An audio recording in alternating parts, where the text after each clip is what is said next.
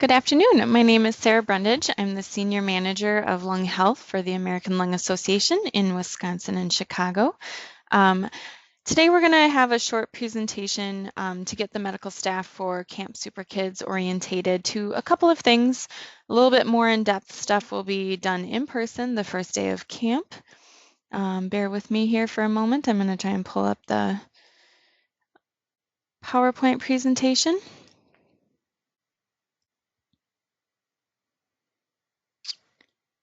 Okay.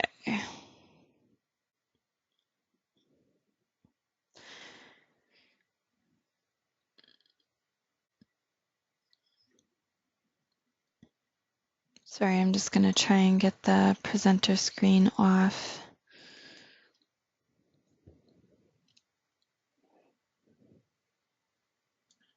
We're just going to make this as big as we can. Okay, so as I mentioned, welcome to Camp SuperKids. I'm so excited that all of you have agreed to volunteer and be a part of this really cool opportunity that we're bringing back to Wisconsin. A little bit of history. Camp SuperKids used to be a residential camp in Wisconsin. It was held at a camp near the Wisconsin Dells, and after a few years, we changed it to a day camp model in the Milwaukee area. And now we are moving back towards the residential camp. The ALA has been doing camps for over 50 years in other states, and they're all residential. So we're going back to that same model, and I think it'll be really exciting for the area. Who will you be working with as medical staff? So the medical team lead is me. I am a respiratory therapist by trade. The medical board, you have the co-director, Dr. Ria Chu. She's a pediatric allergist with Children's Hospital in Wisconsin. Then we have a co-director who is Lori Weisung. She's a nurse practitioner out of Kenosha. And our lead pharmacist is Laura Trainer. So who can be medical staff? It can be a huge host of people. Mostly licensed medical professionals like PAs, NPs, nurses, EMT, RT, PharmDs, RNs, and then we get some students too, and some people who maybe are retired and want to come and work with the community. So camp is being hosted at the YMCA Camp Minneconne. We have a really great relationship with the YMCA, even in other states. What happens is, because this is our first year, we are not doing a week-long camp as most of the other residential camps are. We're getting our feet wet with just 3 days, 2 overnight camp, and we are hosting it the week of July 1st through the 3rd. Camp Minneconne is located in Hubertus. It is just 30 miles away from downtown Milwaukee, so very close to the area. We'll be having kiddos from the Milwaukee area as well as bussed up from Chicago. I did say I do some work for the Chicago American Lung Association, and we will be bringing kids up from that group. So teaming up with some camp counselors, what's really nice about working with the YMCA is our asthma kiddos really are embedded into the YMCA culture and the schedule and the camp. So next year, we would love for them to be a part of a week-long camp. Again, we're just doing a weekend, but the YMCA still gives us their counselors, their cabins, all of their staff, access to all their activities. So really, our kiddos with asthma are getting the whole camp experience, but we just beef it up with extra medical staff for you guys. So what is your role and expectations? The camp counselors provided by the YMCA will be doing a majority of the work. Honestly, you're just there to keep the kids safe, and you'll also be providing some asthma education. The camp counselors will be in charge of getting the kiddos through their daily schedule. Camp counselors will also be in charge of the disciplinary role. We really don't have a role in doing that, so don't worry if that was making you a little nervous. We also, as part of the American Lung Association's partnership, we provide behavioral staff, and I'll talk a little bit about that more. Medical staff, there's 2 different models. Either 1 or 2 medical staff stay in the cabin with the campers and the YMCA camp counselors. And then the other model is that all of the medical staff stay in 1 or 2 cabins by themselves. For the ease of this first year, we are just going to have medical staff staying in medical staff designated cabins. So you won't be staying with the campers at all overnight, but that is something we may look into for the future. The schedule that I had sent out to all of the medical staff, it deviates slightly from the Y schedule, but only slightly. There's a change after dinner. Usually every night there is some asthma education. On the last day, the asthma education takes place in the morning, but we'll go over that a little bit more in detail. So if you're not staying in the cabins with our campers, what happens if there are nighttime symptoms? So on the first day, we talk with the YMCA provided camp counselors and we teach them about, what are some of the nighttime symptoms kiddos may show. What would happen then is the camp counselor will contact you, wake you up, unfortunately, sometimes in the middle of the night, and you'll have to treat the patient according to our standing orders. And I'll go into the standing orders later too. So following the camp rules, there's just a few things. We follow the YMCA rules because we are working with them. Their number one rule is no cell phones. So the kids are not allowed to have cell phones. You obviously are. We'll actually be using them for contact purposes if walkie-talkies are not made available to us. But we do ask that you keep cell phones tucked away, not taken out around the kiddos. I will ask that some of you take pictures. The kids have signed photo release forms, and we want to see them, getting nitty-gritty into the action at camp. So you will be able to use your cell phones occasionally. Please try to save your personal calls and things like that for the evenings or in your free time. You will have free time to just relax. Then there are YMCA rules about the waterfront and swimming. We'll go into those in depth a little bit more on day 1 of camp when you get more orientation. But ultimately, most of the rules are meant for kiddos to keep them safe. If there's not the lifeguard on duty there, then there's no swimming. But as medical staff, you are welcome to swim and partake in the water activities. For women, we just ask that you bring a one-piece swimsuit. The other rule they have is the kids wear shoes. There's no flip-flops allowed. This is just for safety, when they're running around out in the woods and things like that. There's stones and sticks, and we don't want them stubbing their toes, smashing anything. So for you, we also ask that you wear shoes. You can bring, those sandals that Velcro, kind of like Tevas or very similar brands, but be cognizant of needing to bring shoes instead of flip-flops. Litter, this is kind of goes without saying, keep the camp nice and clean. It is out in nature. We don't want to do anything that could harm animals, things like that. Nutrition. The meals are provided by the Y. They do really good with the dietary restrictions and the allergies. So if you yourself have some dietary restrictions, please let us know and we can let the kitchen staff know and they'll definitely be accommodating. We do make accommodations for our campers, obviously, if they have food allergies and different things like that. And the same courtesy extends to you guys. You are welcome to bring some snacks. We just ask that you don't eat them around the kiddos. You have your medical staff cabins. Feel free to eat and snack in there as you wish. We just don't want the snacks around the kids. Also, if you bring snacks, please keep the food contained. These are cabins and things like that out in the wilderness, and there are critters, and we want to keep the pest rates down. And then rest and enjoy. Like I said, this is our first year. We have about 25 campers registered. So I will be pairing up 2 medical staff per cabin.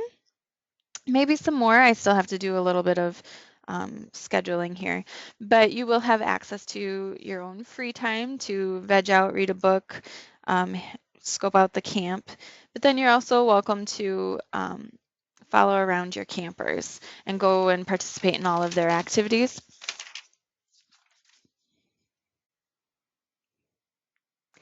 So a small amount of asthma 101. We like to teach that asthma is three things.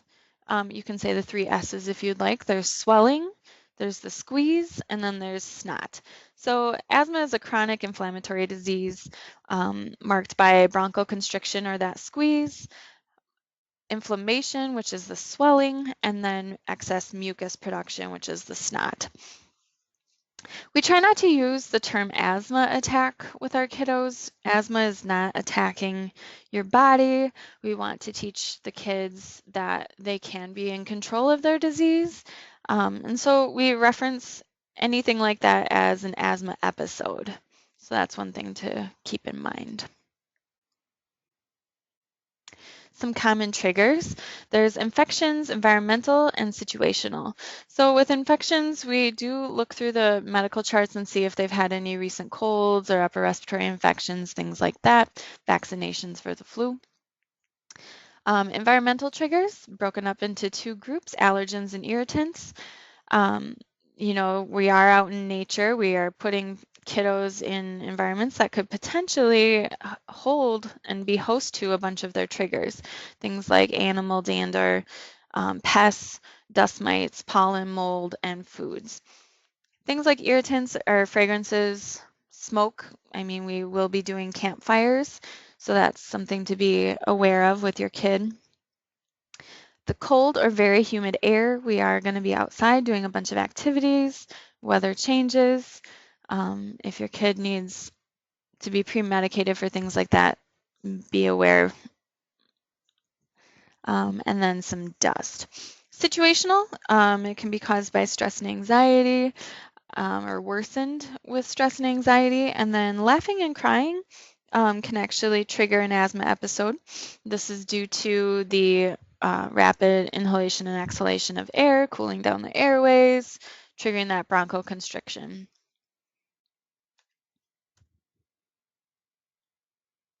Some early warning signs. This list is not all inclusive.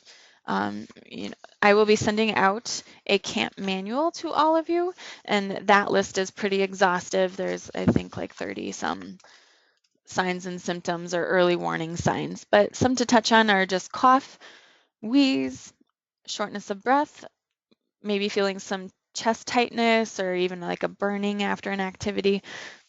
Runny nose, dark circles under the eyes, that's all from not getting good sleep from having nighttime symptoms.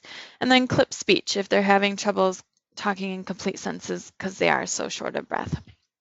We really stress pre-medicating before different activities, and you'll see when we go over the daily schedule that there's little reminders all the time about pre-medicating.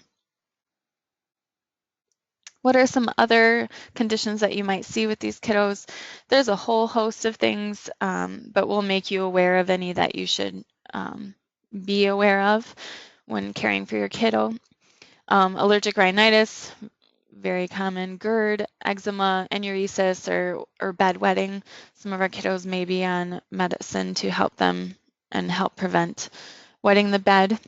ADHD and depression. As far as administering the meds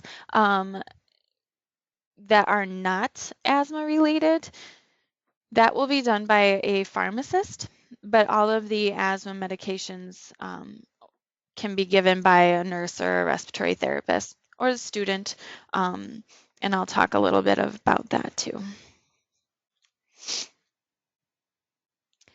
The different types of asthma medications we have. You guys know that we have our controller meds and our quick relief meds. This is going to be a really important topic when working with our kiddos on the two different med groups. So controllers, that works on the swelling or the inflammation. It does not necessarily it doesn't act quickly. So it needs to be taken daily, and the purpose of it is to prevent an asthma episode. And it ideally does or will eliminate the need for repeated quick relief medication use, but it might not. The quick relief meds, those are your inhaled bronchodilators. Very fast acting, you're just taking them as needed, and it will relieve the symptoms of bronchoconstriction during an asthma episode. We do discuss a little bit about the side effects of some of the meds, especially the controllers, you know, dysphonia or voice changes or thrush or mouth irritation and sores. So it'll be really important with your kiddos to talk to them about rinsing their mouth after they take their inhaled corticosteroid. Some of the side effects with quick relief meds, those are like maybe feeling jittery, increased heart rate, that sort of thing. The symptoms typically don't last for very long.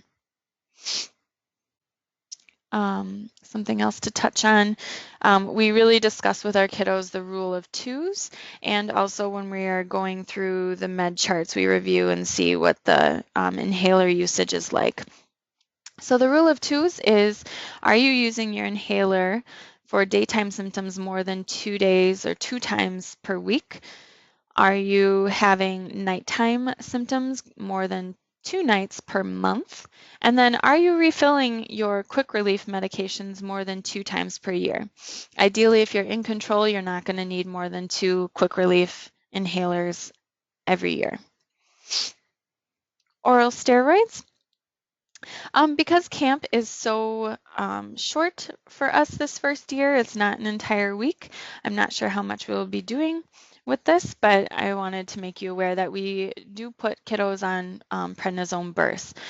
It's used with campers who have uncontrolled asthma at camp, and we want to get them through that week.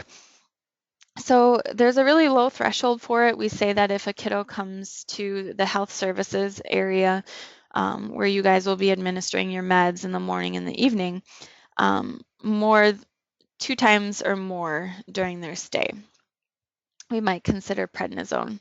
And I spelled that wrong, sorry. Usually it's a 3 to 5 day burst. So like I said, we're only going to be at camp this year for 3 days. So they might be put on a shorter course. Same with, it's pretty common with kiddos to see them show up with quite a few asthma symptoms, and then by the end of their stay, their asthma symptoms have gone away. That's partly because of the education, and they have actually been being adherent to their meds and using proper technique when administering them. So it's kind of interesting to see and make note of the kiddos who experience a positive change. I mentioned we have behavioral staff. This is something to be aware of because, you know, especially for the Milwaukee area, or maybe even Chicago, this is the first year that we've had a residential camp in a long time. The kiddos are used to a day camp structure. I did receive a number of phone calls from parents stating that their kids were concerned about the overnight structure. And so we have behavioral staff there for you know, the homesickness type stuff, or if maybe they are having some negative behaviors or mood swings, or maybe they just need to talk to someone, we have staff who's trained and available to work with the campers. So just be aware if you think your camper could benefit from being assessed by the behavioral staff, we have them there. As previously mentioned, we do not have a disciplinary role as the medical staff. That will be deferred to the camp counselors and then also our behavioral staff. Health team duties. As mentioned again, you will be assigned to certain cabins. It's typically 1 to 2 med staff per cabin. Each cabin has anywhere from 5 to 8 kiddos. You will be administering the meds for them as scheduled. Most of our kiddos just have the AM and PM meds. A couple of them have maybe some midday meds that they'll need. And you take the kiddos to the health services area to administer all of those. And that's where their charts will be located. We'll talk more on the charting. I will be sending out a detailed camp manual that has all of your roles and responsibilities and the expectations. And then you will be given a med staff backpack. You'll carry this around to the different activities that you have with your campers. And inside it, there will be a few different things. There'll be a folder with emergency contact numbers, info on your kiddos, and then there'll be a spacer. We're working on possibly getting EpiPens, but that may be saved just for the health services area. But all of this will go much more into detail on your first day of camp. The really big goal of camp is just safety. We are there to help these kids experience camp like any other kid and keep them safe while they do it. Camper education. So every day there are different sessions. They're typically about 50 minutes. I think we have one day where they're about an hour or so long. This year, the Camp Consortium has decided to have a superhero theme, and it's called You're an Air Hero. So each day, because we only have 3 sessions, it kind of works out perfectly. Each day after participating in some education, the kiddos will earn pieces of a superhero costume. They've got really nice eye masks, then they've got the wristbands or the arm cuffs, and then there's a cape that they get on the last day. This will be used, we'll take a big asthma camper photo at the end, and it's really nice incentive. Each item we'll talk a little bit more about education at camp, but the first day they're going to learn how to use proper technique. Day 1 is the technique tubs. We have tubs of demo inhalers where you teach them how to properly use their inhaler, which is pretty poignant since we'll be giving their PM meds and then the next morning their AM meds. So on the first day, they also learn about pathophysiology and some triggers, things like that.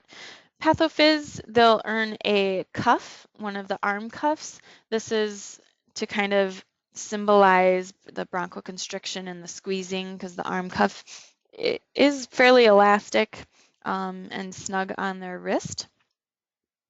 Day 2, they learn more about trigger identification and how to remediate or get rid of some of those triggers.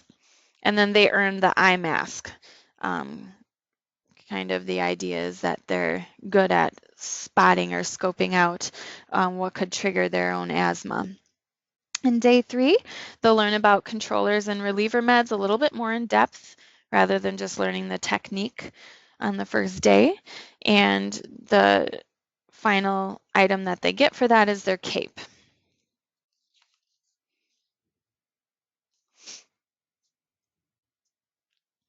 So day 1, you guys will receive an orientation process you'll help set up, but then there's a couple of different stations that the campers must go through when they arrive. Each camper will receive this camper passport, and as they go to each of the stations, they'll get checked off, and then at the end, they turn in their passport. So we make sure that they have gone through all of the stations. The first stations will be med check-in. That's where we kind of do a med reconciliation, check in all of the campers' meds, make sure they're not expired, or look and see if we have to actually call in some prescriptions. The next one is cabin health staff. They meet their health staff. They also meet their camp counselor and things like that. Behavioral health, then they stop by the behavioral health staff, get an introduction and meet them. The last one is a head check. We do check kiddos for lice. If a kiddo has lice, they should be sent home and not participate in camp. There's some additional stations. If a kiddo's chart denotes that they have been to the ER fairly recently or a certain number of times over the last year, they'll want to stop and see the doctor. Maybe there's some discrepancies between their meds and they'll stop at the doctor and pharmacy station as well. Here's the daily schedule. Um, I know this is a lot to read on this slide, but I will email this out to all of you, and in your med staff backpack, there will be a detailed copy of this for you. So the first day, just of note, we're going to arrive around noon. Campers don't actually show up till 3, but we're going to do an orientation for you guys. We're going to set up, and then you also get a pretty detailed camp tour, which is cool. And then you'll see our asthma education is typically after dinner time, so around 6 p.m. each evening. One thing to note is that it's not really it's not detailed out when campers should be showering or cleaning, things like that. We do talk with the camp counselors about getting the kiddos cleaned and showered before bed. That way, if a kiddo goes to bed, they're not breathing in all of those triggers, whether it's dust and dirt or things like that. We want them as clean as possible for when they're sleeping. So the Health Services Center and documentation. The Y has given us a building near the main lodge that's in the center of camp, so really easily accessible should you need it. When you go to the Health Services Center, this is where you're going to be giving the medications to your kiddos every morning and evening. We will have all of the campers' charts divided up by cabin into totes, and their medications easily accessible for you. And you'll go through your campers' charts. The pink folders are for the girls, blue folders for the boys. And then in the morning and evening, you will do an assessment. You'll do lung sounds. You'll do peak flows. I know peak flows aren't monitored all that much anymore, but we still gather that data and then do some med administration. The other time that we assess peak flows is if you have a kiddo who needs an asthma visit. So it's not for their scheduled daily meds. This is a PRN or as needed situation. They're having some symptoms or an asthma episode. So you'll do a peak flow, you'll administer their meds based on standing orders, and then you'll do another peak flow. You'll want to bring your stethoscope. We will have a couple of those like cheap chintzy stethoscopes, but please bring your own. Have it labeled. I do have a few stethoscope name clips from the ALA that I'll bring for everyone if you don't have your own name tag on your stethoscope already. For those unplanned visits or the asthma episode visits, there is a sign-in book, and even for other things, our health services group will be treating anything from upset tummy to scrapes and bumps, a whole host of things. But if you have one of those unplanned visits, there is a sign-in book that a kiddo needs to sign in on. You as staff are also welcome to use the health services should you need it. There is an asthma visit sheet. Again, we'll go over that on the very first day. There is a progress note where you will write, the daily note on your kiddo, how they were doing. And then there is a provider order form. This is there if a provider feels they need to change the medication, maybe start them on prednisone or change a dosage, things like that. And then there are standing orders, like I said, for all situations, whether it's bee stings or, the bumps and scrapes or really anything, we have that all prepared. I know I kind of blazed through some of this stuff fairly quickly. If you do have questions, please don't hesitate to reach out to me. But don't feel like you're kind of lost. Honestly, the first day you will get a really in-depth orientation. You'll also be receiving by email the camp manual, which outlines everything very nicely too, and then your camp schedule.